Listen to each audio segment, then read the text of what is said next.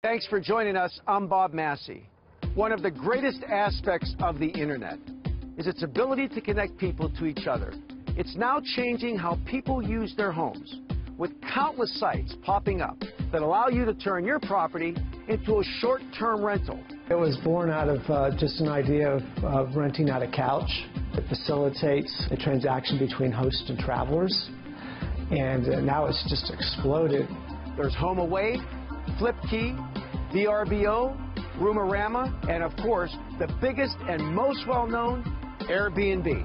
Airbnb redefined and expanded room capacity throughout the world. It's shifted the economic models of the lodging and travel industries and tourism destinations. The growth of Airbnb has been staggering.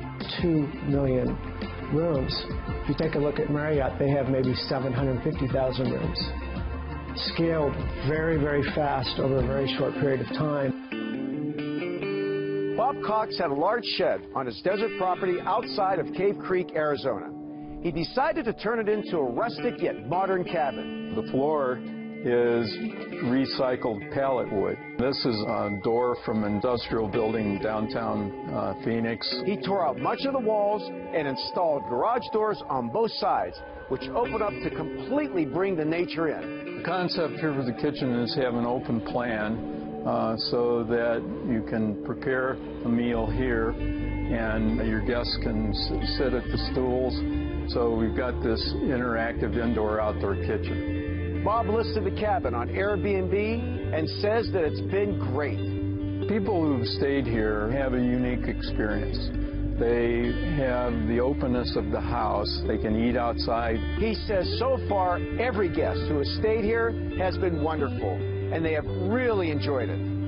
Some of my guests say this has been the best experience of their life. It's that unique. You can go to the grocery store, or you can go to the restaurants that are 5 minutes away. There's the same exposure to the area, but the privacy of being in your own space. There's a fireplace stove, there's an outdoor fire pit, there's horseshoe pits.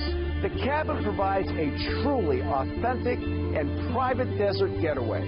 Almost everybody that stayed here likes to hike, enjoys wildlife, enjoys the desert. You have an authentic experience that you're not going to get from a hotel that's downtown. It's out in the surrounding community, and many folks really appreciate that.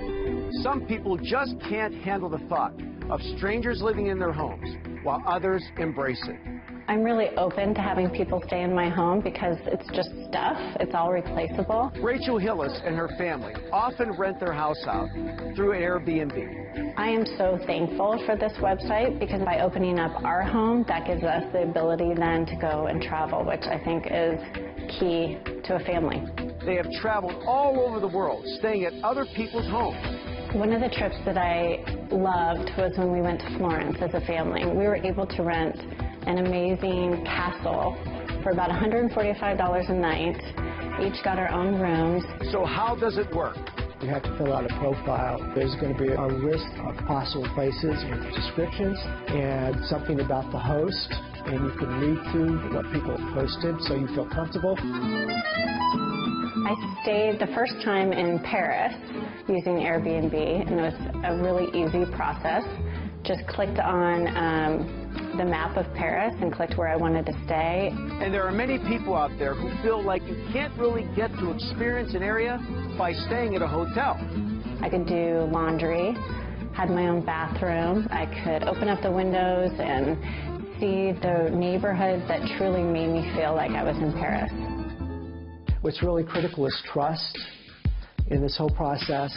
When first meeting our visitors, we meet them at the door, show them around the house. I've had absolutely no problems.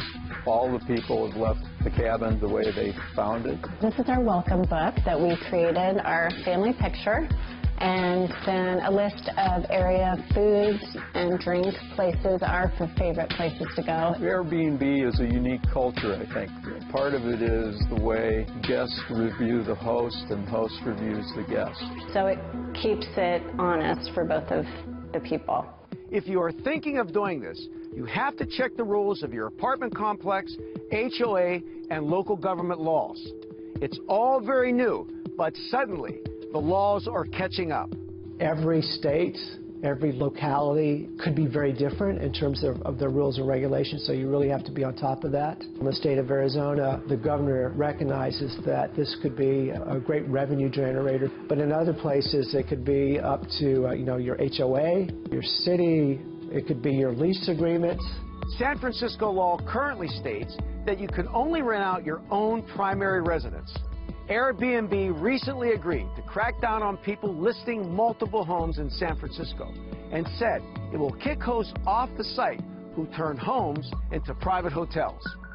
Cities like New York have banned rentals of less than 30 days to try and crack down. Like Uber drivers who are suddenly caught between being a carpool and a taxi cab, people now are finding themselves to almost be amateur hotel operators.